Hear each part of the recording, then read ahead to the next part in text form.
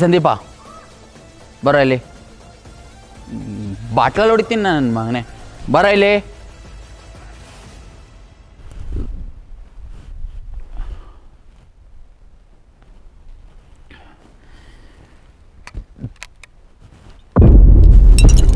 ಶರತ್, ಪಾಪ ಪರಿಹಾರ ಕಣಪ್ಪ, ಪಾಪ ಪರಿಹಾರ. ಅಪ್ಪ ಸಂದೀಪ, ನೀನು ನನ್ನ ಬಾಳಿಗೆ ಶನ್ಮಾತ್ಮ ಆಗ್ಬಿಟ್ಟೆ ಕಣಪ್ಪ. ಓದ್ ಸೆಮ್ ಕಾಪಿ ಹೊಡಿತಿದ್ದು ಮೇಷ್ಟ್ರಿಗೆ ಹೇಳ್ದೆ ಅಂತ ನೀನು ಮುಟ್ಟಿದ್ದು. ನನ್ನ ಕ್ಲಾಸು, ಕಾಲೇಜು, ಎಕ್ಸಾಮು ಎಲ್ಲ ಎಕ್ಕುಟ್ಟೋಗಿ ಜೀವನದಲ್ಲಿ ನೆಮ್ಮದಿನೇ ಇಲ್ದಂಗೆ ಆಗೋಯ್ತು. ಒಂದೇ ಒಂದು ಸಲ ನನ್ನ ತಲೆ ಮೇಲೆ ಕೈ ಇಟ್ಟು ಕ್ಷಮಿಸಿದ್ದೀನಿ ಅಂತ ಹೇಳ್ಬಿಡು. HOD ಇಲ್ಲೇ ಇದ್ದಾರೆ, ಅವ್ರ ಮನ್ಸು ಚೇಂಜ್ ಮಾಡಿ ಬಂದು ನನ್ನ ಡಿಬರ್ನ ವಾಪಸ್ ತಗೊಂಡ್ರೂ ತಗೋಬೋದು. ಹೇ, ಏನೋ ಥಿಂಕ್ ಮಾಡ್ತಿದ್ಯಾ? ಕ್ಷಮಿಸಿದ್ದೀನಿ ಅಂತ ಹೇಳೋಕ್ಕೇನೋ ನಿನಗೆ ಪ್ರಾಬ್ಲಮ್ಮು? ಹಾಂ,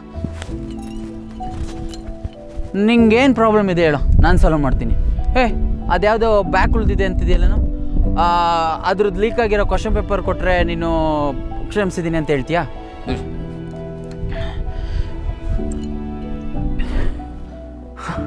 ಮಂಜ, ನಮ್ಮ ಹುಡುಗನೊಬ್ಬನ ಕಳಿಸ್ತೀನಿ, ಅವನೊಂಥರ ದೈವ ಮಾನವ ಇದ್ದಂಗೆ.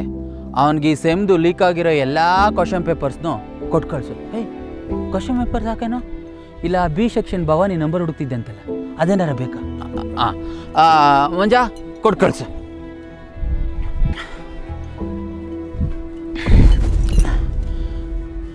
ಈಗಲಾದರೂ ಕ್ಷಮಿಸಿದ್ದೀನಿ ಅಂತ ಹೇಳೋ. ಆಯ್ತು, ಹೇಳಲೇ. ಕ್ಷಮಿಸಿದ್ದೀನಿ. ಹೇಳೇ ಬಿಟ್ಟೆ, ಆದ್ರೇನು ಪ್ರಯೋಜನ?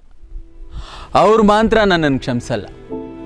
ಅವ್ರ ಕಾಲಿಗೆ ಬಿದ್ದು ಅವ್ರ ಕಾಲನ್ನ ಕೋಡಾಶ್ರಮಲ್ಲಿ ತೊಳೆದ್ರೂ ಅವ್ರು ನನ್ನ ಕ್ಷಮಿಸಲ್ಲ.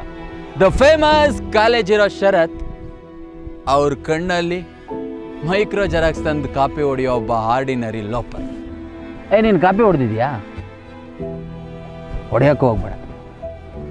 ಕಾಪಿ ಹೊಡೆದು ಪಾಸಾದರೆ ಜಾಕಿ, ಮೈಕ್ರೋ ಜೆರಾಕ್ಸ್ ತಂದು ಸಿಗಾಕಡ್ರೆ ತಿರ್ಬೋಕಿ. ಶರತ್, ನನ್ನ ಎದುರು ಮಾತಾಡ್ಲಾ?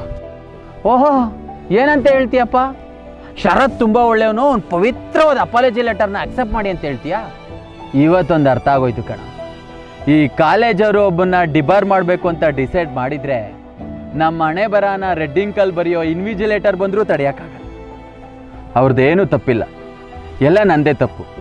ಕಾಪಿ ಹೇಗೆ ಮಾಡಬೇಕು, ಮೈಕ್ರೋ ಜೆರಾಕ್ಸ್ನಲ್ಲಿ ಇಟ್ಕೋಬೇಕು ಅಂತ ಗೊತ್ತಿಲ್ಲದೆ ತುಂಬ ಕಾಪಿ ಮಾಡಿಬಿಟ್ಟೆ, ಹಂಗೆ ಸಿಗಾಕೊಂಡು ಹೋಗ್ಬಿಟ್ಟೆ.